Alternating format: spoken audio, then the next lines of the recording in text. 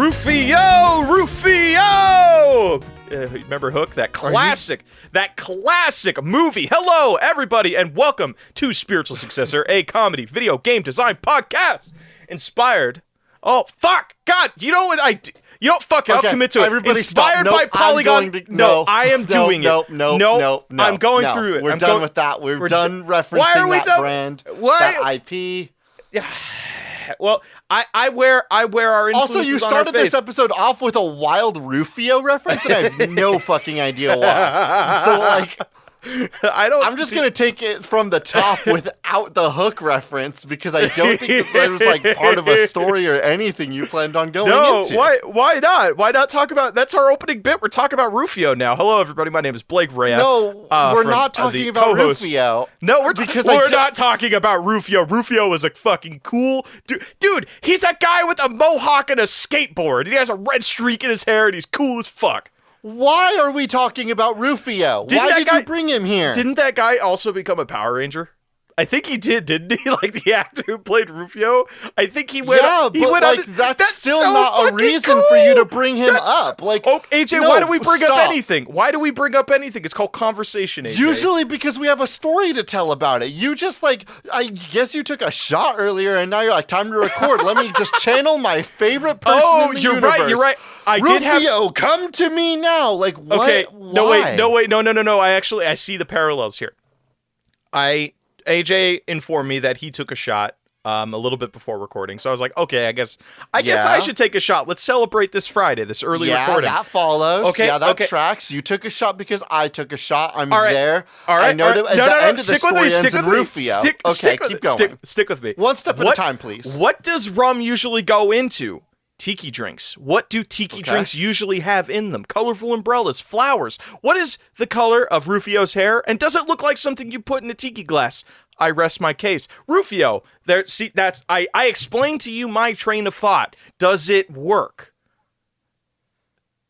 No, it certainly does not. Hi, everybody. Welcome to Spiritual Successor, a comedy video game design podcast, where we take your horrible, nasty, cursed video game ideas from all over the internet and turn them into the next AAA titles. I'm your host, AJ Hart. Blake is the other person with us, and if you sense a different vibe in the room, it's apparently fucking Rufio, I guess? Yeah, Blake Rufio. and I are a little bit frazzled, admittedly, this recording session, because we are having to record things a little bit off schedule. You see, I forgot completely up until about a day ago that I will be leaving for about a week and a half to go to Utah for an off-wheeling, off-roading, camping, riding, and wheeling adventure. My dad got accepted by a magazine called Four Wheelers Magazine. It is on Instagram, and we will be going and getting his cool off-roading rig, getting all sorts of photos of it taken to go into their cool magazine. If any of you lovely listeners would like to join us for that adventure, check out Trash Panda Off-Road on Instagram. That's my dad's Instagram.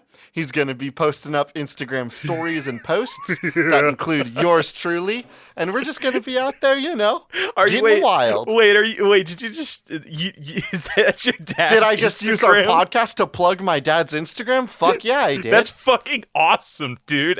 That's actually pretty wicked cool. But you know what this means, though? Okay, so you just said you're going to be out of town for a week, doing some really cool stuff with your dad. Really, really quality bonding experience. There's some job opportunities there for you. That means I'm all alone with the Twitter. I am all alone with the Spiritual Successor brand.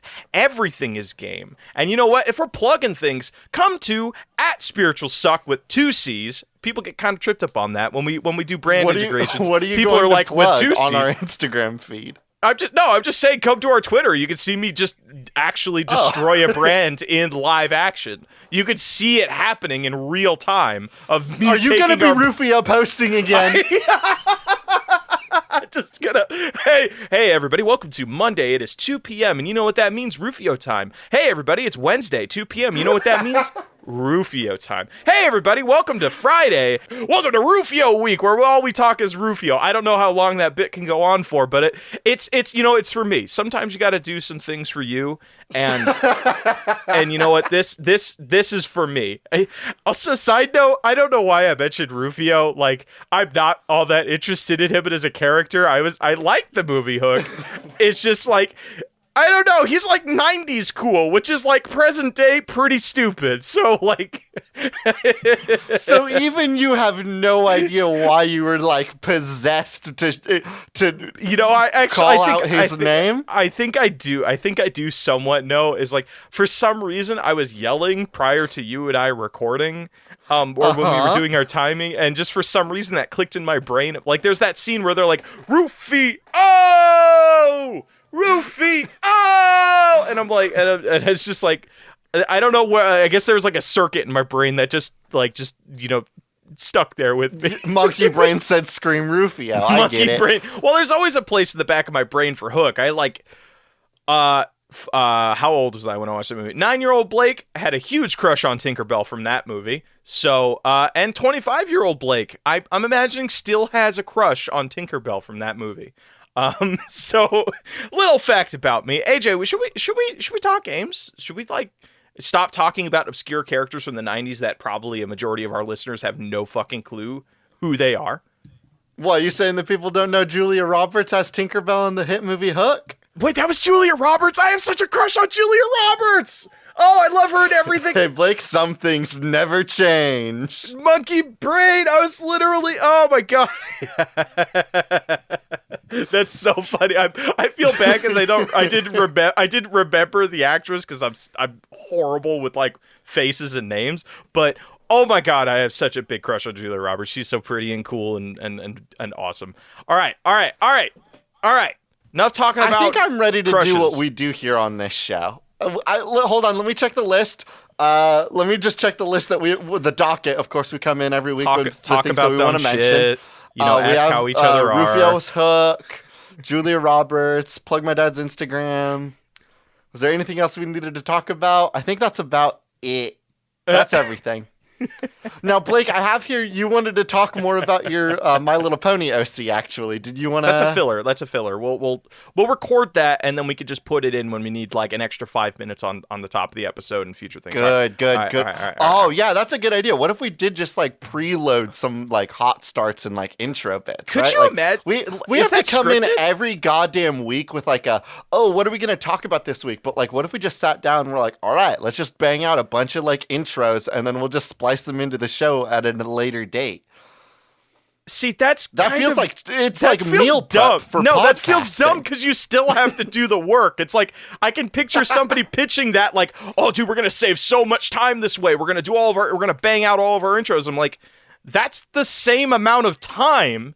It's just you're dedicating more time to do that specifically. In fact, you are costing more time. The other and bigger concern, Blake, would be the concern that those intro things would not be particularly germane and hot topic-y.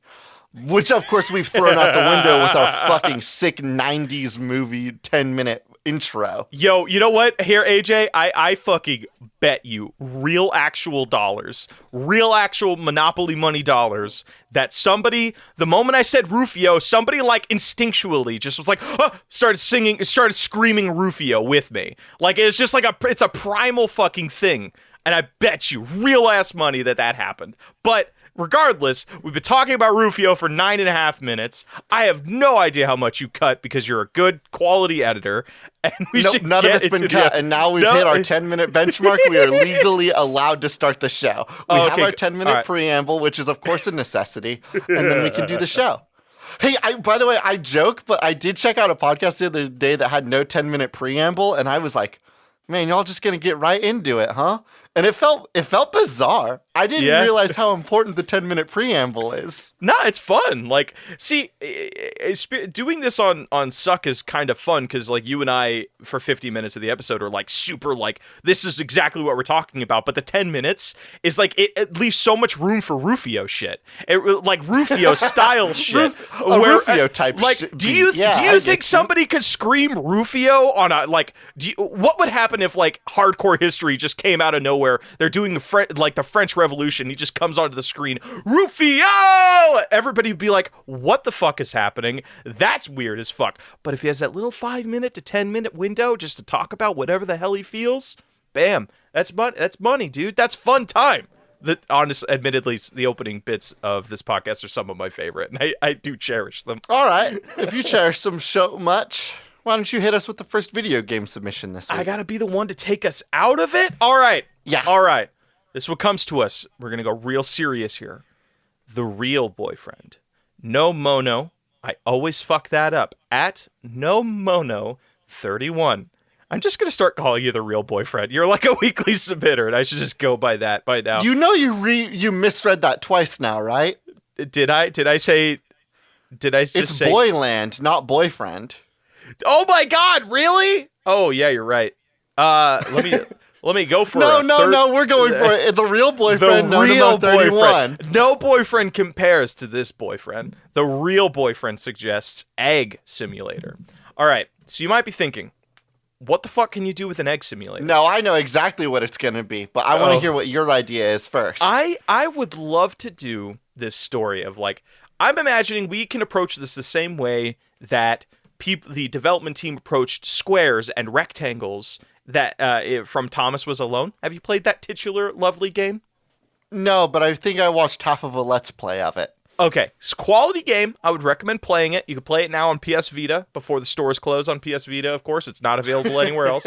I'm wondering if you can do this story, like this way more complicated and emotionally filled story, but it's just about a fucking egg. And I want it to be like this story where it is, you start with the egg, it's in the nest or whatever, and it's got to roll its way to get to some destination. It's like that Campbell's soup can, but with an egg, and it's like way more precarious. Where it's like, this is an interesting direction.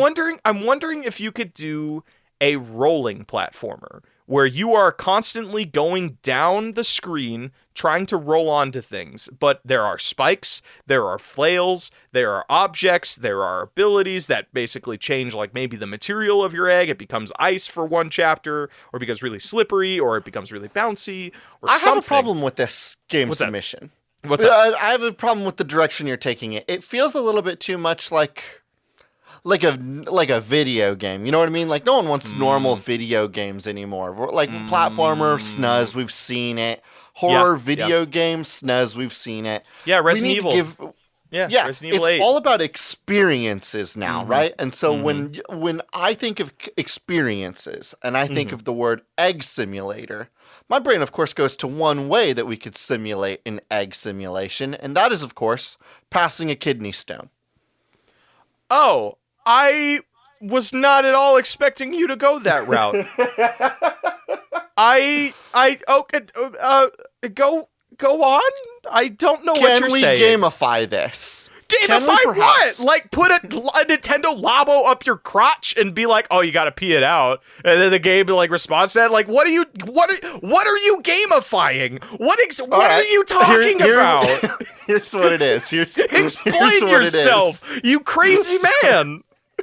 It'll be okay.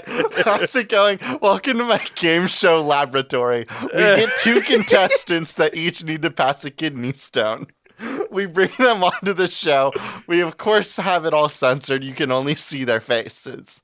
They then are forced to pass the kidney stone right there. They're given as much water as needed, and it feels a little bit like a competitive version of that one episode of Sunny in Philly where Danny DeVito passes a kidney stone. Now, I know you're wondering, how do we score this? And you know that picture, you know that chart that you get in the doctor's office with the little faces that are like 1 is happy and 10 is like really, really hurt? Yeah. Is it? So wait, hold on a second. When people are passing the stones, if they make that face, for every second they're making like the number 4 ouchie face, every second they're getting 4 points. And it's tallied up by golf scores by the end. Oh, okay. So I was thinking more along the lines of you have to pass the kidney stone, but it's like you either have to keep your heart rate down, or you can't make any, or you can't make any. I want a face-based scoring system, because the people that are really good at this will be able to pass a kidney stone on phased. The champions of the Iron Chef of this will be. Weirdly enough, I don't know if you remember this show, but do you remember? Oh my God, I think it was just called Silent Library. It's just like you have to, so you can't get on the new episode of Silent Library. 2 contestants will pass a kidney stone. But instead of sound, it's face. So you can't show any expression of pain. And here's I want to throw two more wrinkles into this. One, it's also a race, so you're trying to get it out as fast as possible. Well, it's a race because the faster you're able to pass the kidney stone, the less likely you are to be making faces and racking up the face points. Yes, and you know what we call this show, AJ? Instead of romancing the stone, we call it racing the stone. Romancing the stone. I think that's a movie, right? Romance. Yeah, it's like I think it's another wacky 1990s reference. Or it could be called Remova the Stone. Oh my. So what do we think about this crazy wacky game show? I'd watch it. I'd watch at least one episode. I'd watch it the same. I would watch it YouTube highlights, but I would watch it in the same way that I watched, I would watch it through osmosis on Facebook and Twitter, the same way I experienced 3 episodes of 90 Day Fiancé through Facebook and Twitter. I would not seek this out, but those clips are going viral. I'm gonna see those clips on TikTok. The amount of gifage going on from this show. Oh, the gifs. It's just like the faces that people make. Okay, let's look into the logistics of this as a game show. You have to constantly... Who's the host going to be? Yes, that is a great question. Somebody with Stone in their name. Keith Stone, no, the guy who cracks beers. Hey, Blake. Yeah, Dwayne The Rock Johnson. No, oh my God! Oh, fuck! I'm sorry, I cut you off. What was your original question? I was also going with a wrestler. I think Keith Stone, the guy who cracks beers together. What's that guy's name? No, that was Stone Cold Steve Austin. Stone Cold Steve Austin. I think Keith Stone is just the name of a beer. But I love your idea of The Rock because he's hot right now. He's hot in media right now. And the idea of him getting in real close to somebody who's weeping as they're just trying to pass this pain, and he just does that little eyebrow lift right looking at the camera. Ooh, while this dude's looking just like a big one, big guy, huh? Eyebrow wiggle. And then I love that because that means that we're going to have celebrity appearances who are also passing their kidney stones trying to win this game show. What I also love is maybe the most disgusting return of Dwayne The Rock Johnson's catchphrase of, "Can you smell?" Smells like kidney stones. And, this is stupid. I'm gross. So upset with us. Hey, AJ, wait a second. How did we get here from Egg Simulator? How did I imagine laying an egg would be very painful, and the only way that I can think of simulating passing an egg as a human being is by passing a kidney stone. Well, those things, not to get too gross, content warning gross, kidney stones get fucking big. And, it actually terrifies me that our body is capable of doing that. Show. That's... What? What? Well, the fact that they get big and dangerous, right? That's what made Fear Factor and Dog Eat Dog and American Gladiator so big and successful. Real quick, though, going back to the logistics of this thing, you're gonna have to, all of the people who feature on this show are, so last minute, because it'll be oh God, I have a kidney stone.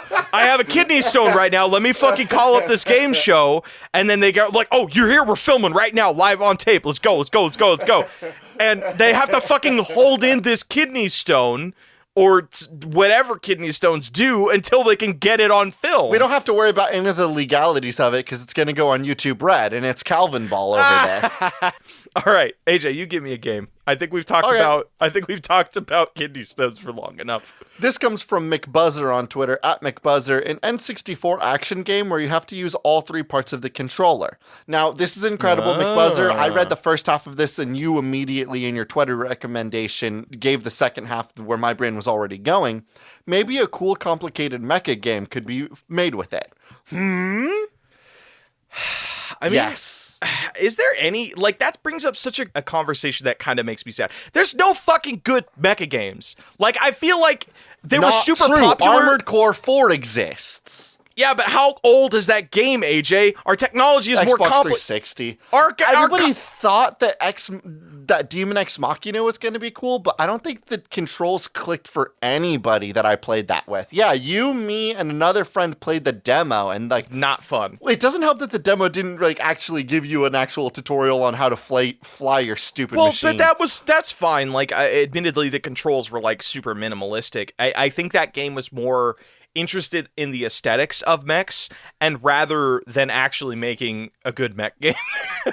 Yeah, I think that what we do need to play around with is the idea of like some sort of peripheral or different way to control a mech. Mm-hmm. One of my favorite like arcade cabinets that I ever played it technically wasn't a mech game. It was like a sci-fi tank game, but it was like tanks, but you had two levers on each side of it was a cabinet game with a seat and two levers on each side. A left thruster and a right thruster. And each thruster had a gun on it. So if you wanted to move forward, you had to push both thrusters forward. If you wanted to go backwards, you had to pull both thrusters back. And then you could push one forward and one back, or like, push them at different speeds to turn and stuff. It was so fucking cool. Well, arcade cabinets are pretty cool. I wish those were a little bit more common, because, man, have you ever played Battlezone? In a similar like vein as like you're in a big thing that you have to like use your whole body to like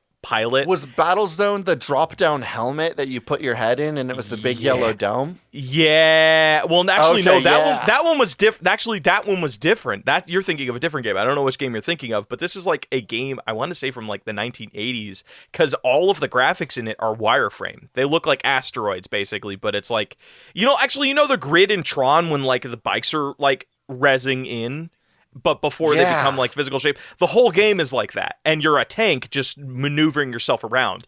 See, I love the concept of doing some sort of full body experience here, but I want to take a book from an unlikely mech game. Have you ever played mech golf?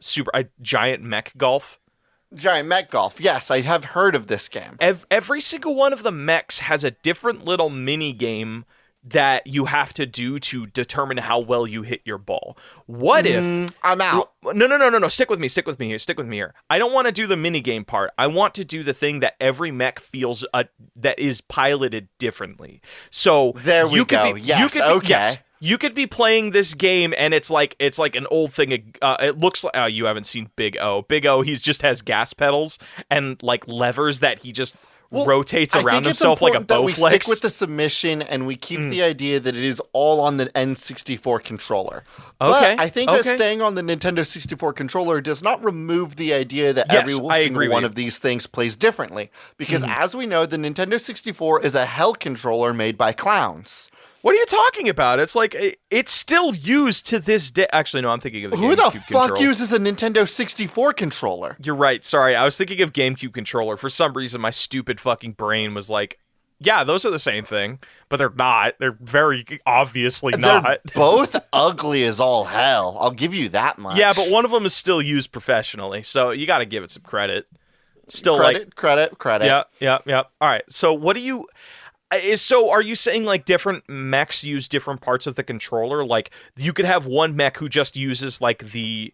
Actually, I don't even know what... I've been picturing this with the GameCube controller. What does the Nintendo 64 controller look like? Do you not know what it looks like? I'm imagining it's what... Oh, no, I remember this. Okay, I was... AJ, you're gonna fucking laugh, but I was thinking of this controller, but put GameCube on top of it. So I was thinking of the right controller, just like the right... I don't know. I don't use GameCube controllers. I'm sorry. You thought that this was the controller that people used to play Smash still competitively? Yeah. I mean, don't they? Isn't this the controller? Isn't this the one that people are always raving about and will pay like dozens and dozens of dollars to get their hands on a copy? No, this is known as one of the worst controllers ever in history, period. Okay, then see, that's because perfect. Of course it is. Look at it. On it, no, AJ. You only have two hands. No, here's the thing, AJ. People love to shit on this controller, but that's because they never experienced a game that taps into its truest potential. How many games actually use that center little knob? Bet you not a lot, because it was probably not. The technology wasn't there. Like, games just didn't really tap into it. Okay, I see what you mean. You're saying that the problem with the Nintendo 64 controller is that no video games at that time took full advantage of the control scheme. Yes. Yes, and that is what our mech game will do. Because much like a mech pilot, with you needing to swap over to different gears and knobs and doodads, this game will force you to swap over to different gags, doodads, flips, and AJ, switches, all by moving your hands around the controller. Also, Nintendo 64 was ahead of the game. And you know why? Because it has 3 handles on it, AJ. What's really popular in gaming right now? Teams of 3. You and 2 very special friends have to share this controller at the same time to mind meld to control your mech. That is how one of the mechs control. Like, we're talking like Pacific Rim. It's like you and I, we're best buds. I think you and I could hop into a pilot mech and we could like do that brain share thing and pilot a mech. What if you have to do that, but 3 of you have to stand next to one another to hold this one controller? And that you're using all of it. Yeah, what's up? I love this idea of forcing 3 people to use one Nintendo 64 controller. Can I ask just one quick little itty bitty teeny tiny question? Yeah, what's up? How do we stop them from using 2 hands? The solution is not to make them stop using the second hand. The solution is that it is 3 players and 2 controllers. Oh, so everybody.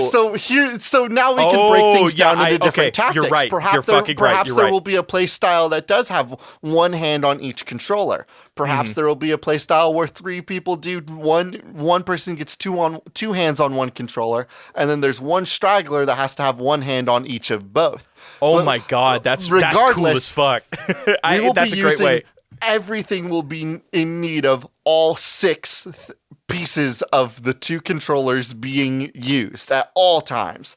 Things will need to be toggled, swapped, changed, flipped around so that people can make their cool mech transform, make their cool mech run, make their cool mech take out a different gun. It will be full range of motion, only made capable by the cooperation and collaboration of 3 people.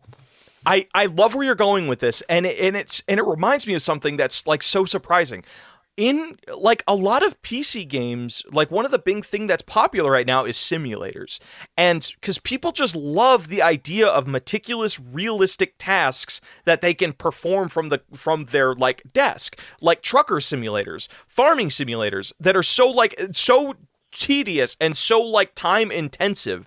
It surprises me that there are no fucking mech simulators out there, because like, let's be real, if like a mech happened right now in the year 2021, the time of recording this, it would be so stupidly complicated to operate. Like just movement, like you're doing a bipedal system that has to walk. Like, how do you fucking control that? Is it like a gas Our pedal? 3-player 2-controller Nintendo 64-based hardware game will be just as difficult as piloting an actual mech. And you know what's cool about that? Then in 20 years, when we need like mech pilots, this will be like a real Ender's Game situation where we just have them practice. And you know what else I love about this? This, of course, like doubles down on the concept of like, you know, we as a society have been erasing the 4th game player, the fourth player. We hate the 4th player. It's all about 3-player now. We love 3-player co-op. And we've all been concerned about watching couch co-op die, but worry not. Couch co-op is back with 3 people. It's back in the most inconvenient way possible. Get people to love that shit again. But see, honestly, no, here's the thing though. I think the way with how kind of the modern like sort of era works online, people love doing experiences like this and just doing like, oh man, look at this wild fucking thing that's so inconvenient. Let's see how well we can do at it. I think in a way it could revitalize certain co-op. Like, oh wow, that was a fun experience. It's going to revitalize co-op. It's going to revitalize. Hey, we're approaching post-pandemic. This is going to be the game that gets people real up and close. This is the one you can do with the homies. You can be sitting there with your buds. This is a game that, you know, just because of the geometry of it, someone's sitting in someone's lap, you know, while we're piloting robots together. Hey. You know what this game is? This is a game that captures the complications and the eroticism of brain melding and playing and doing robots together. That's what this is. Yeah, I totally agree with you. Like, in all of the mech series I've seen where like the two romantic partners are operating the same mech. If two people are piloting a robot, they are in love. Yeah, there is an inherent sexual tension to that. Okay, never mind. I was going a different route with that. Hey, no, I agree with you. In the beginning of Pacific Rim, it is him and his brother. There ain't nothing nasty there. You telling me he won't try to get it with that one girl by the end of that movie, though? Yeah, they definitely fell in love. Traditional Hollywood fall in love bullshit because they went through something together. Yes, I get. Yes. I totally agree with you. You can only go through so many hardships with your homie sitting in your lap, or one or two of your homies sitting in your lap before something happens. Before somebody kisses somebody. Well, you'll be caught in the moment. With how difficult and how like synergistic you have to be, you'll be caught in the moment. Who's to say what happens? God, that's so funny because one of two things will happen there, AJ. So the traditional win, like, hey, you just got through, Halo 2 with your buddy and you guys high five and all this shit. With this, you have been like, your bodies have been touching the whole time. One of three things is gonna happen. Everybody's gonna be super awkward about it upon winning. 2, everybody's going to start making out. Or 3, 2 people are going to start making out, and the third person's going to feel left out.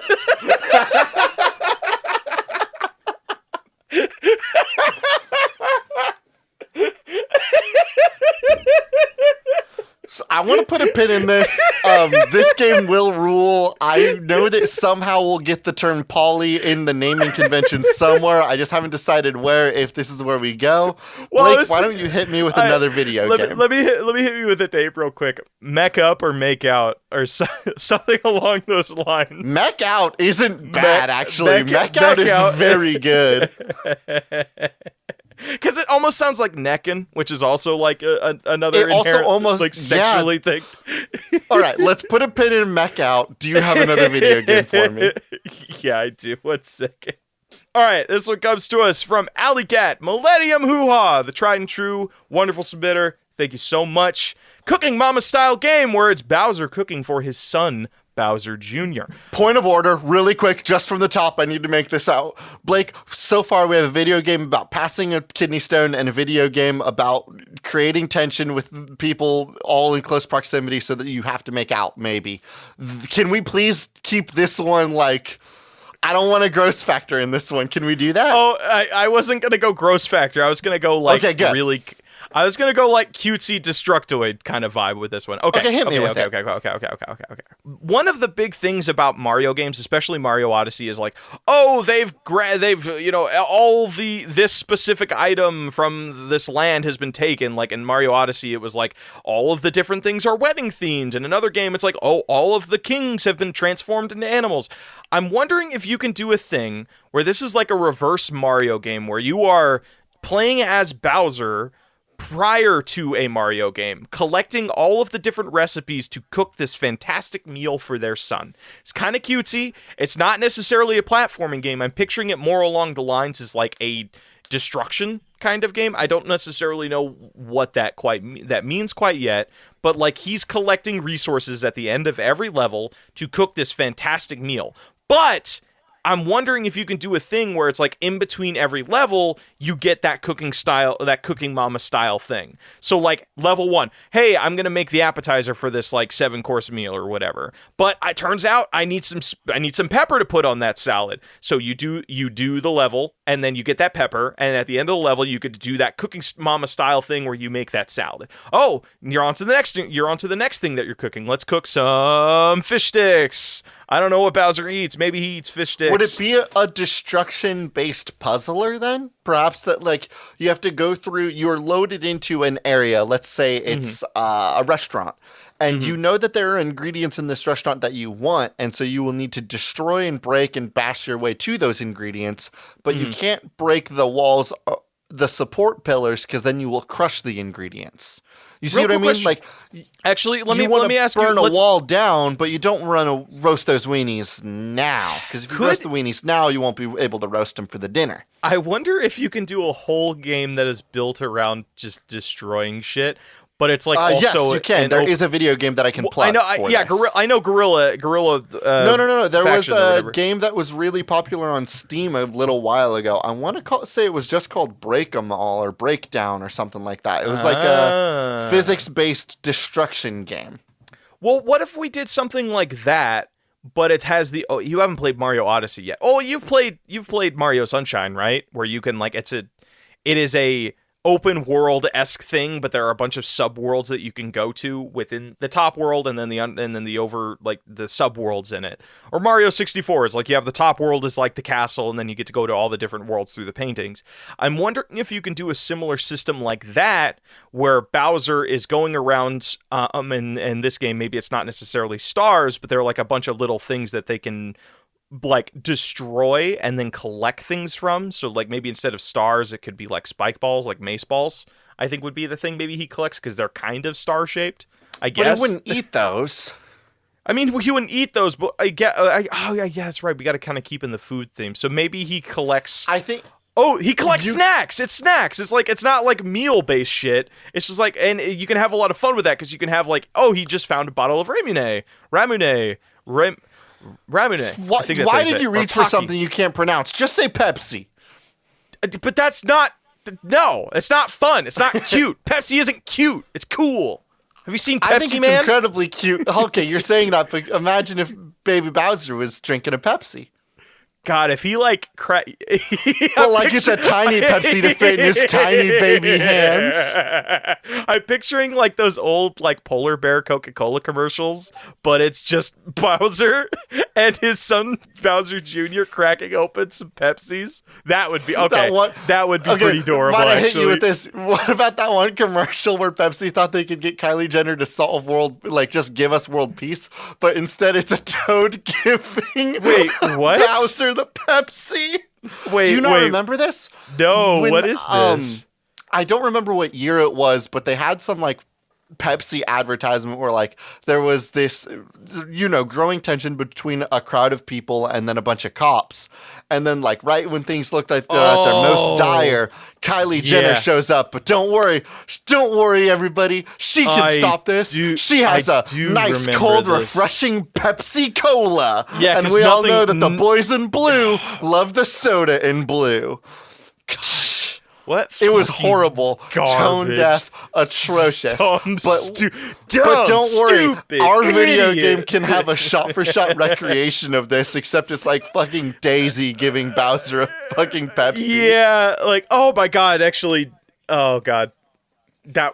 I'm just picturing it's like there's some big battle about to happen between like Mario's crew and Bowser's crew and like Daisy and Peach, and show up with fucking Pepsis and everybody's like beach party, and it's like, why is this a thing? Like, why is and this that would happening? Of course be the end of the game. Yeah, the whole game is an advertising campaign for Pepsi. I think this is the direction we go. I think that there is no collectible snacks and there is no collectible like food things. It's Pepsi. AJ. No. We're gonna keep in line with Mario here, and we gotta keep to this mission because it did say Cooking Mama style stuff. So Mario's the bad guy in this game. Every time Baby Bowser drinks a Pepsi, he gets bigger, like Mario with mushrooms. You know why Mario's the bad guy in this game? Because he's the Coca-Cola sponsor, and he's going to be constantly trying to fuck with you along this game as you are collecting a recipe to make Pepsi. That's the thing. That's the cooking thing that you're doing. Are you proposing that Bowser invented Pepsi? Well, maybe not invent. I mean, like, fuck it. Who gives a shit? We're talking about fictional people here. Like, yeah, Bowser invented Pepsi, the greatest monster to the Mushroom Kingdom. Well, maybe not monster, because he is just trying to give his kid a mom. And like, I respect Bowser. He's problematic in the sense that he does things bad and he hurts people. But I get him. I get him as a person. He does also try to take over the universe, and I do think that one's a greedy thing. But you know what? If I was as big and strong as he was, I would do it too. You know, I bet you he was just collecting all those stars so he can build a nightlight for his kid who just really doesn't like the darkness. Like, see, that's the shit they don't tell you about. Or for power. One of the two. But hey, that's the ultimate power. Loving your kid, man, that's the ultimate power in the universe. I get Bowser. I like that guy. I think he's an asshole, but I like him. But here's the thing. So he's basically making So it's a Pepsi? destruction-based game where you run around and you're destroying everything so that you can gather up ingredients for Pepsi. In between each level, you are doing something to prep those ingredients for Pepsi. I would make jokes about that, but I don't really understand how Pepsi is made. Mario shows up to try to tell you to stop it, and then he says, no, don't do that. Drink a nice cold Coca-Cola instead. And we're like, hey, that sucks, Mario. We hate you. Now, this is a Pepsi-branded game, so I don't think that we can technically use like Coca-Cola. I think that Mario is selling what he's termed Coina-Cola, and it is a red Coca-Cola. It is a red Coca-Cola bottle. It just has a bunch of coins where the O's would be. Okay, I love that. Okay, that's great. And you know what's what we can do too? Like, maybe every level just really lean into that Pepsi integration. Every level is making a different form of Pepsi. One level, you're making Diet Pepsi. One level, you're making real sugar Pepsi. Another level, you're making Crystal Pepsi. Who drinks that shit anymore? Probably one of the Koopa kids, like Ralph or some shit, or Iggy. Iggy, like, he looks nuts. You know that guy's drinking Crystal Pepsi. He used to be a very calm, collected individual, and then he cracked into a Crystal Pepsi. Then he drank Crystal Pepsi, and now he's like that. He used to have like a nice comb over and like a normal pair of glasses, and then he drank a Crystal Pepsi, and his hair shot up like it is now, and he got his normal glasses got big and silly. Not just a regular Crystal Pepsi. He was part of that crew that was like, hey man, I found this this unopened Crystal Pepsi from 1992. I'm gonna chug it. He was one of those people, and then he never was the same after drinking said Pepsi. Did you know that? Like, there are people, like, they take a Crystal Pepsi, like a 2-liter Crystal Pepsi, that has gone yellow from age, from time. It's not crystal like anymore. It looks like wine. vinegar. It's amber Pepsi. This is our aged collection. We age it in barrels. Okay, you're talking shit, but I know you, Blake Rhea, and I know that if somebody approached you and said, no, don't stop me. Okay. If someone showed up to you, Blake Rhea, and they said, check it out, I have game fuel from Halo 3's release, you would drink it. Tell me I'm wrong. Look deep inside yourself. Well, I mean, it's just like to say I fucking did, you know? Like, I have no interest in the flavor, but like, see, okay, I don't know. That's different because like Halo 3 was like 2010. Drinking a 10-year-old soda, it's like, okay, it's gonna be flat. Like, that's the worst case scenario here. Drinking a soda that is nearly 30 years old, AJ, a soda bottle that is older than me, older than I am. You're asking for vomit. You're gonna go to Vomit City. It is so disgusting, and I don't know why that's a thing. Like. And it gets worse. Like, there are people that eat like World War II meat, like tin can meals, and they open it and they're like, oh, look at this thing. And like, of course they can't eat all of it because all of that you stuff's have to gone, let like, the vitamins ferment. You have to what? You have to let the vitamins ferment in the World War II canned meat so that when you eat it, it becomes stronger. Maximum sustenance. You got. Yeah. You gotta. It's like how you know how you have to let crops grow? You have to let all the vitamins get powerful in the World War II meat can. Do we got time for another submission, or should we just roll over to our nug? Yeah, go ahead and give me another game that we can do that we could jump into our nug. I think that's the way to go. This comes from Brooke Wilson on Twitter, at Guileless Argon. An RPG where your stats are all corporate lingo buzzwords. Your HP is determined by your resilience, your speech by your entrepreneurship. Other fun ones could include synergy and solutioneering. This reminds me of the Nier Replicant game I just played. I think I talked about it recently on the show, where like there's an RPG mechanic where you can get words unlocked for all of your swords and weapons and spells. Things like, oh, with this word, it's like 2% less mana cost and 5% more attack speed. The catch is that those words are garbage bullshit fantasy words, and that sucks shit. But what if there was an RPG that you actually were like unlocking adjectives? Like you had a sword, but you had to unlock the word sharp. But spinning it one more time, it was an RPG where like your personal stats had to have resume words. Words like collaboration, leadership, entrepreneuring. What is the franchising. Game here? Is it like you can only get these words to add to your quote? Like obviously instead of character like tree or character sheet, we just call it your resume. Like that, your resume outlines your character's abilities and skills and shit. Yep, you've got it. So do you just have to take various jobs? Like is this like it'd be kind of cool. What if this was like I want to see more modern fantasy games where it's like regular, hey, it's 2020, but there's also magic here and shit. Okay. Urban fantasy, I think is what they call it. I'm wondering. It's like it plays like, what's it called? That movie about the two brothers that have to save their dad, who that is Prince of Egypt. Not what? No. Oh, wrong two brothers. Onward. Disney Pixar's Onward. Yeah, Disney Pixar's Onward.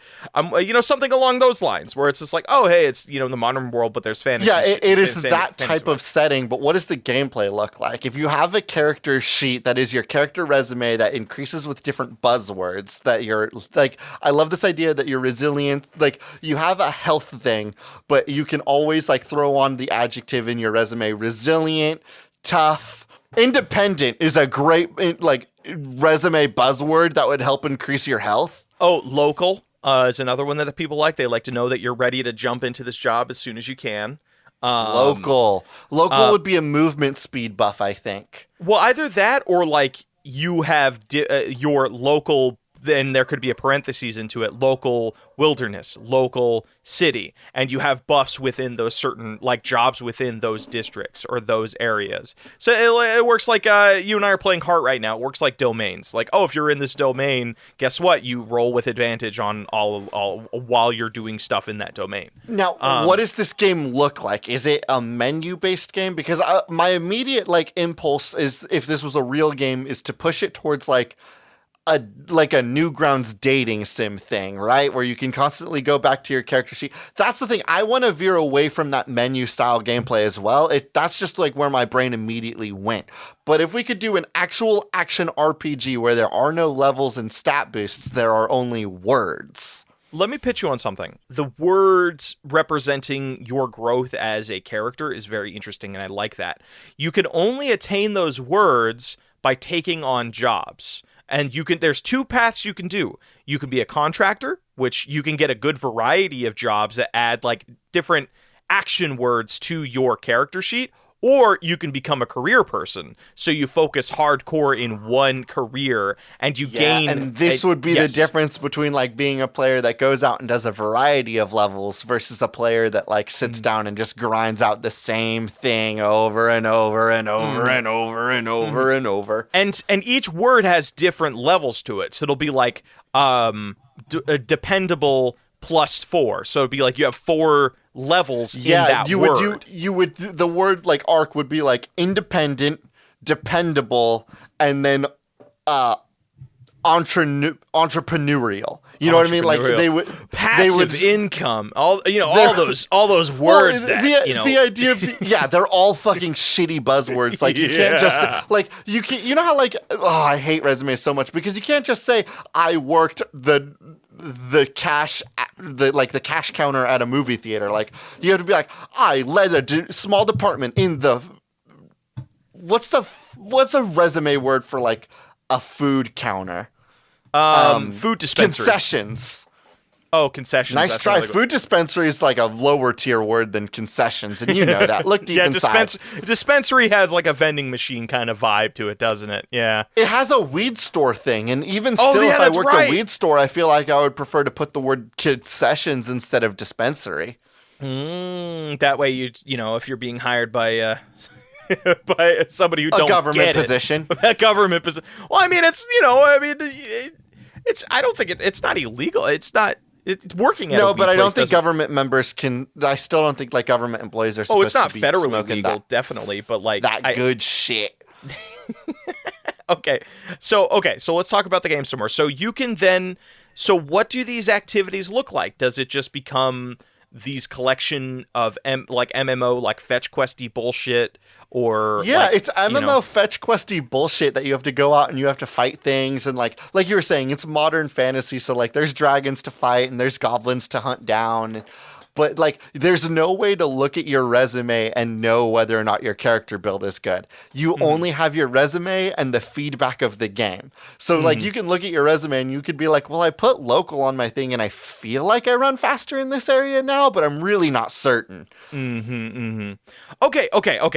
I have the concept for that game. I think it's fun, but I think it's time we get into our nug. Mech up and make out is like the way we should go. And I want to talk a little bit more about how we can really lean into the sexual tension that is pilot, or the deep emotional. First things first, it's a difficult game. It is a fast and furious and difficult game. You've expressed that like Doom makes you feel really hot and heavy because you're constantly having to make judgment. I wouldn't say it makes me hot and heavy. I don't like walk away. I don't walk away from Doom Eternal with a heart on, is what you're. But you walk away from it sweaty and panting. Which is, it kind of equates to the same thing. But here's the thing. This game's hard, but so are relationships, AJ, and we still do them. We still commit. We still take the time to learn. Of course. And we fucking make them work. So I think that's what this game is all about. So it's like, you three are operating this mech together, and it is about building it. Actually, in a way, this kind of operates a lot like, on a much more complicated level, Love in a Dangerous Space-Time, where you're like all the little dudes piloting the same spaceship, but you each have different roles that have. Here's what I'm going to propose then. I love this because you're right. It is about teamwork. It is about collaboration, and it's about finding out how to make your personal setup of your 3 players work out.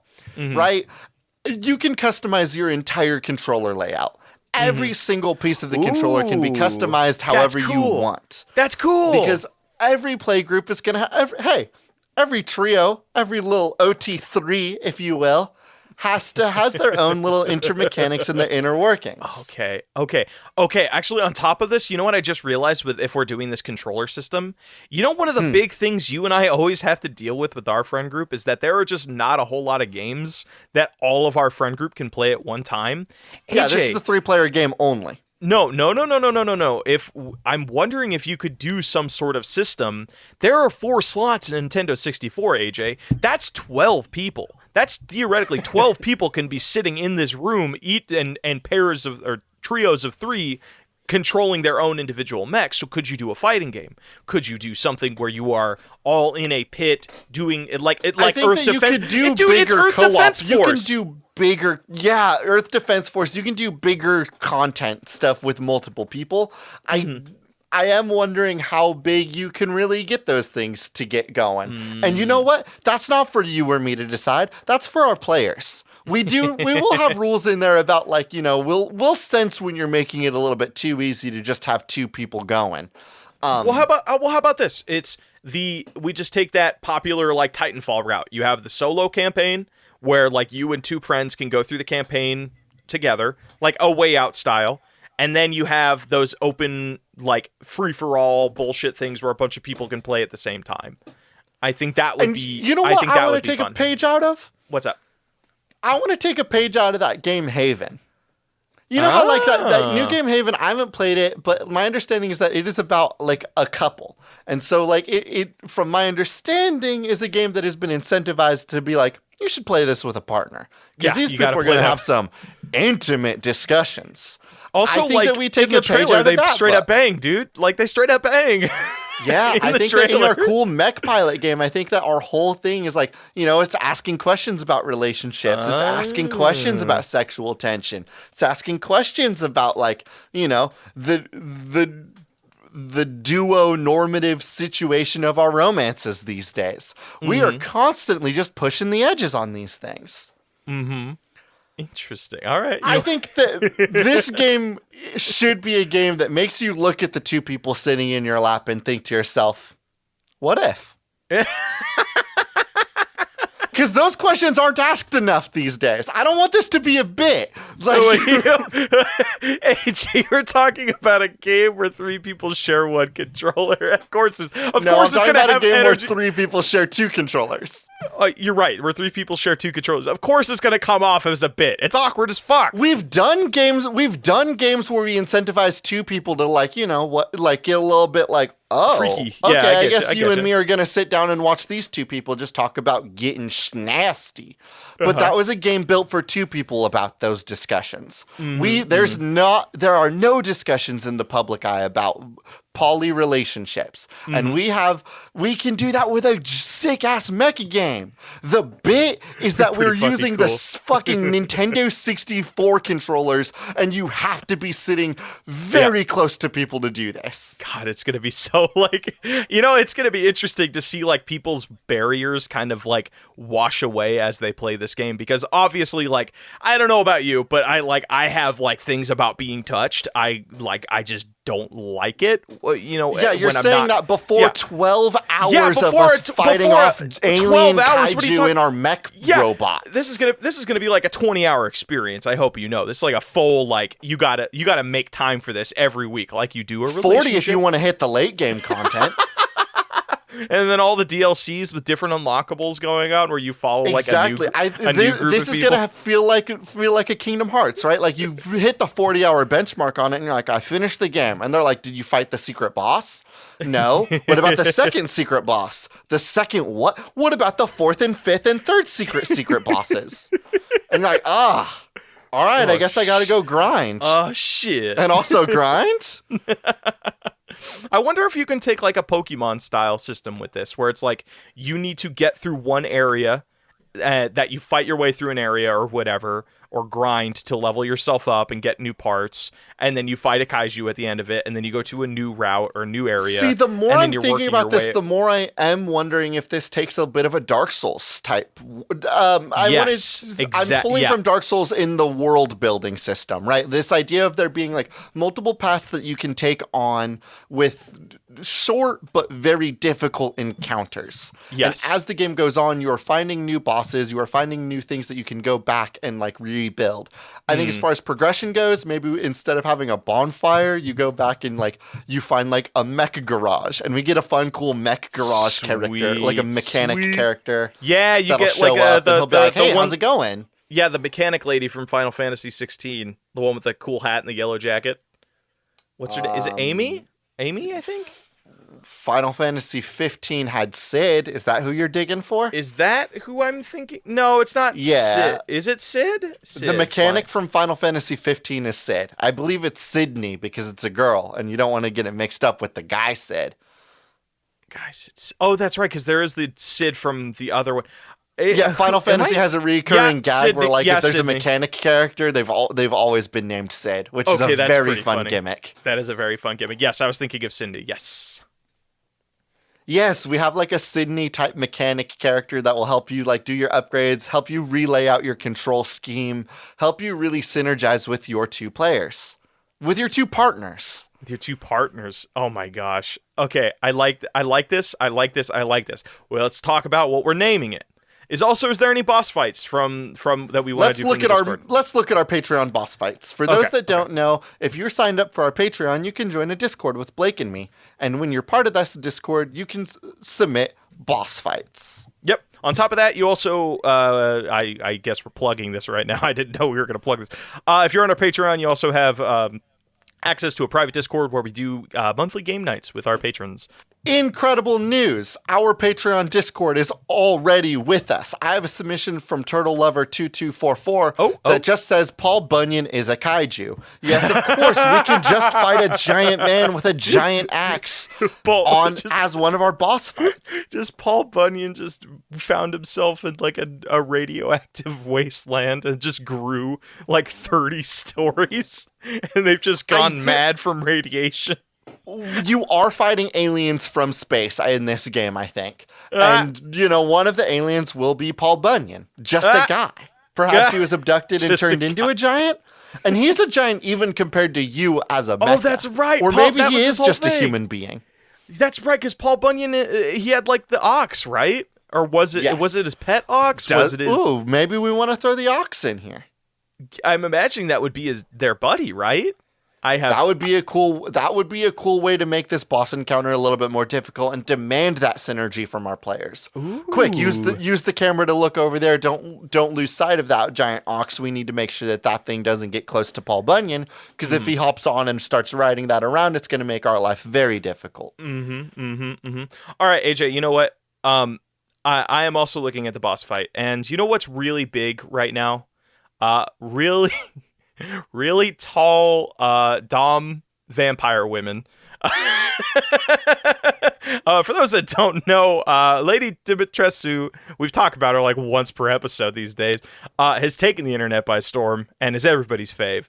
We need to have a big, tall woman. And you know what did that? Actually, you know what I think started that fucking trend? Attack on Titan with Annie. And everybody was like, fuck you. You know what started that trend? I'm a real one out here. What? Monsters versus aliens. Oh my god, you're right. Big tall woman. Big tall woman. I had a huge crush on her when I was younger. We all did. Still do. Actually, that the woman who does the voice action is also very, very funny. Like just in just her like her like live action work, very funny woman. So we need a big tall woman that beats the shit out of our characters. That like a Titan-esque character, I think would be pretty cool. So I love the idea of it being a little bit more demonic looking than Paul Bunyan, who is just a big man. Well, I think Paul Bunyan's a different energy, too. I think Paul Bunyan is also acceptable because it is just like, it's a giant lumberjack. But this one, I'm thinking, okay, so let's take a page from the second Pacific Rim. The only time we'll ever do that. There was one character, Charlie Day's character, was like mind melded with a kaiju. I'm wondering if you could tell a story like that, where this is a character that took in kaiju blood and became a kaiju. Like that manga you're reading, that Kaiju number 9, where like that guy. Kaiju number 8, you were so close. That rules. I only know that name from one conversation you and I have had. It's a good manga. So take that concept where it's like, instead of like just being like our average sized person that has kaiju abilities, they just grew, 30 stories high and are a kaiju now.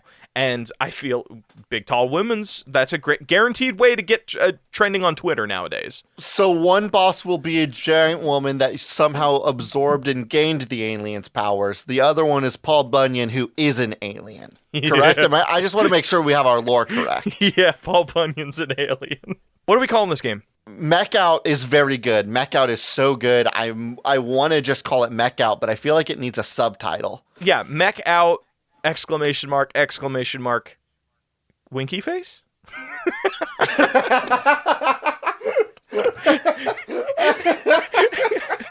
And I think that MECH OUT! Exclamation point winky face does kind of also lock us into a visual language for this game. And that is something pastel-y in nature. Maybe not pastel-y, but maybe like this looks like a Bandai Namco game. You know what I mean? Like it looks anime as hell. I think I honestly, while we were talking about this, I thought this was like a Studio Trigger style game where it's like Promare or Gurren or fucking... None of those are video games. Can you give me a video game studio? Who gives a shit? The cutscenes can still be done in that animated style. Like okay. Yeah, you're right. Okay, so the gameplay itself will be like a Bandai Namco, like a Code Vein visual look. Cutscenes will change to a cool ass Trigger style art style. Yes. Oh, it's just like Mirror's Edge, like how they did it, where it was like that kind of completely 2D style for all the cutscenes. It's a really cool kind of like. And then the gameplay was this minimalist, Yeah. Okay. Yeah. Okay, I think I that's love good. MECH OUT! Exclamation point! Winky face. Is it dot dot dot winky face? No, I just think winky face will be fine. Okay, cool. I think that's a game. Let's go to patch notes. Let's go to patch notes. Do you ever just look at Sydney Aurum and be like, wow, it's a woman after my heart? Hello and welcome to patch notes. What are we talking about this We didn't week, talk AJ? about what we were going to No, usually we have a brief aside where we talk about what we want to like talk about in patch Talking notes. about but Talking about Sydney Aurum. this week, yeah, from you Final just wanted Fantasy. to talk about Sydney from Yeah, Final Fantasy follow her 15. on Twitter at Capcom. That's At the way Final Fantasy. Capcom wow, didn't not make even Final close to the right company. Nope, that's Square Enix, baby. But you can, I guess, follow her at Final Fantasy 15's Twitter, wherever that is. Shit, what do we want to plug? I guess we'll plug Final Fantasy 15. It was a decent enough game. Wasn't great, but like the characters were really nice. I didn't enjoy the gameplay, but I did cry at the end. Final Fantasy 15. You all should watch a playthrough of it. No, play the game. You can, Anyway, this has been Spiritual Successor, a comedy video game design podcast. Our intro and outro is Cheap Shop by Anna Monoguchi, an excellent song from an excellent band for an excellent game. I have been your host, AJ Hart. And I have been your other host, Blake Rea. This has been Spiritual Successor, and these are cool games. That should not be made.